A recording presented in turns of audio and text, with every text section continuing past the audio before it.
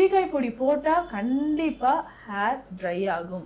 நான் சொல்கிற மாதிரி மூலிகைகளை அரைச்சி போட்டு பாருங்கள், ஹேர் க்ரோத் உங்களுக்கு நல்லாவே இருக்குங்க. இப்போது ஒரு 1/2 கிலோ அளவுக்கு சீக்காய் எடுத்து வச்சுக்கோங்க. சீக்காய் வந்து 1/2 கிலோ உங்களுக்கு தேவை. இது கூடவே 1/2 கிலோ அளவுக்கு பச்சை பயிறு நமக்கு தேவைப்படுது. அதுக்கப்புறமாக இதில் ஒரு 100 கிராம் வெட்டிவேர், 100 கிராம் வெட்டிவேர் எடுத்துக்கோங்க.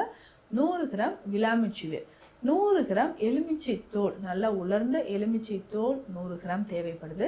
இதில் 200 கிராம் பச்சை அரிசி, பச்சை அரிசி வந்து ஒரு 200 கிராம் தேவை.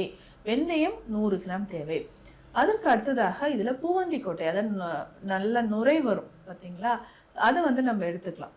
பூவந்தி கொட்டை எவ்வளோ நம்ம சேர்க்க போகிறோம் அப்படின்னா 500 கிராம், 1/2 கிலோ அளவுக்கு நம்ம சேர்க்க போகிறோம். இது சேர்க்கும் போது தலை வந்து ரொம்ப ட்ரையாக இருக்காது, தலைமுடி வந்து நல்லா ஆரோக்கியமாக இருக்கிறதுக்கு பூவந்தி கொட்டையை இந்த மாதிரி எடுத்துக்கணும். அதுக்கப்புறம் செம்பருத்தி மலர்கள் நல்லா உலர்ந்தது ஒரு 200 கிராம். இதுவே இலை, செம்பருத்தி இலை கிடைச்சா 500 கிராம் கூட நம்ம எடுத்துக்கலாங்க.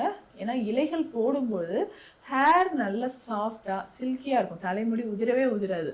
இப்போ இதில் நமக்கு கிடைச்சா, நீங்கள் இலைகள் கிடைச்சாலும் ஒரு 1/2 கிலோ அளவுக்கு இதில் சேர்த்துக்கலாம். ஸோ இது எல்லாமே ஒன்றாக சேர்த்து எடுத்துட்டு, இந்த உசிலம் பொடி அப்படின்னு ஒன்று இருக்கும் இல்லைங்களா, உசில இலைகள் அப்படின்னு சொல்லுவோம். சில இடங்களில் இது வந்து அரப்புத்தூள் அப்படின்னு சொல்லுவாங்க.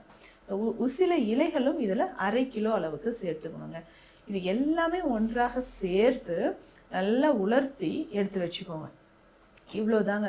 உலர்த்தி எடுத்து வச்சு அரைச்சி நல்லா ஃபைன் பவுடராக அரைச்சிடணும். இந்த பவுடர் எடுத்து நம்ம சாதம் வடித்த கஞ்சி தண்ணி இருக்குது பார்த்தீங்களா, அதில் மிக்ஸ் பண்ணிக்கலாம்.